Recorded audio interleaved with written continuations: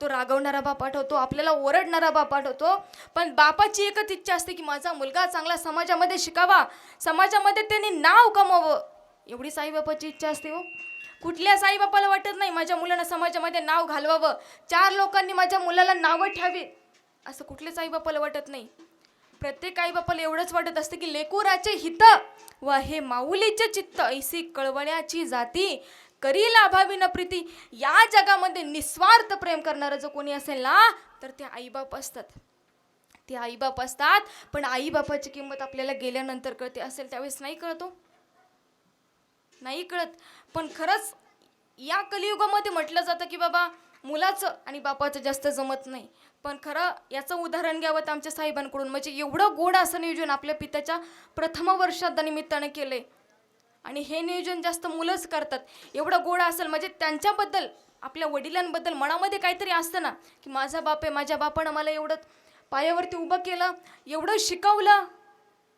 पण आपण म्हटलं जातं की बापाचं आणि मुलाचं जास्त जमत नाही. तसं नाही ना. याचं उदाहरण गोड म्हणजे आमचे साहेब आहेत की साहेबांना आपल्या बापासाठी कोणतीही गोष्ट कमी पडू नये. ज्ञानदान असेल, अन्नदान असेल, त्यामुळे ते एवढे सगळे लोक आलेत का तर जीवनामध्ये साहेबांना काही कमवलं असेल तर ही माणसं कमवलेत.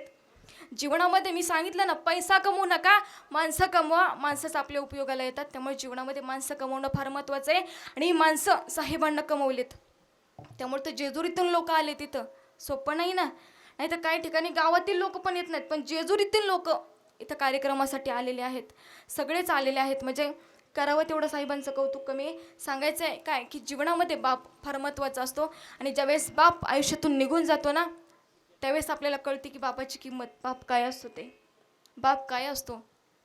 बाप स्वाभिमानी बाळा, बाप कणखार कळा, त्याच्या काळजात सुद्धा लाजाडूची संवेदना, त्याची पहाडाची छाती, त्याचे हृदय गुलाबी, त्याच्या घामाच्या थेंबाला हिऱ्या मोत्याचा रुबाब. बाप तलवार ढाल, बाप पेटती मशाल, बाप जागतो म्हणून घर झोपते खुशाल.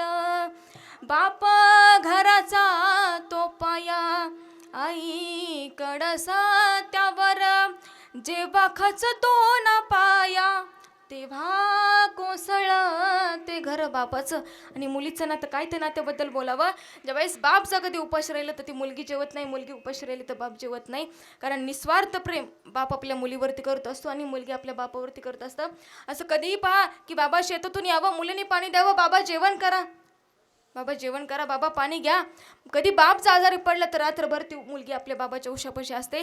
मुलगी आजारी पडली तर रात्रभर त्या बाबाच्या डोळ्याला डोळ्या लागत नाही. हे निस्वार्थ प्रेम करणारा जो कोणी असेल तर तो बाप असतो. मग तोच बाप ज्यावेळेस म्हणतो की बाळा तू आता माझी काळजी घेतेस, मी शेतातून आल्यानंतर मला पाणी देतेस, मला जेवायला वाढतेस, बाळा मी आजारी असल्यानंतर माझी काळजी घेतेस, पण बाळा 2-3 वर्षांना तू सासरी जाशील, सासरी गेल्यानंतर माझी कोण काळजी घेणार ग बाळा, कोण काळजी घेणार, मला कोण पाणी देणार, मला कोण जेवायला देणार, सांग ना ग बाळा. कारण बापाचं आणि मुलीच्या नात्याबद्दल काय बोलावं. आपण म्हणतो बापाला रडता येत नाही, बाप रडतो ना.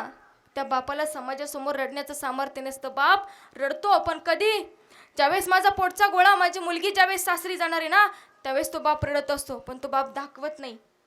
बरोबर आहे ना. कारण निस्वार्थ प्रेम या जगामध्ये कोण करणार असेल तर तो बाप असतो. तुम्ही कधीही पहा, ज्यावेळेस आई बाप आपल्या घरामध्ये येतात, आई पाहते माझ्या मुलीने दागिने किती घातलेत, माझ्या मुलीच्या अंगावरती साडी कोणती, पण माझा बाप फक्त एकच पाहत असतो, बाळा तू सुखी तर आहेस ना ग. तो बाप असतो, तो बाप असतो. त्यामुळेच तो बाप कधी रडतो तर बाप साठवी तो अश्रू, वाट पाही त्या क्षणाची, जन्मभराचे रडतो लेक जाताना सासरी. या जगामध्ये निस्वार्थ प्रेम करणारा जो कोणी असेल तर तो बाप असतो.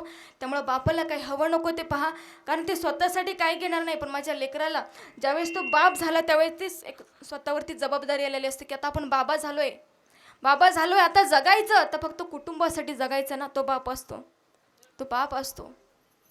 कारण संसारामध्ये आपण ज्यावेळेस गाडी चालवतो, गाडी चालवत असताना दोघांची गरज असते.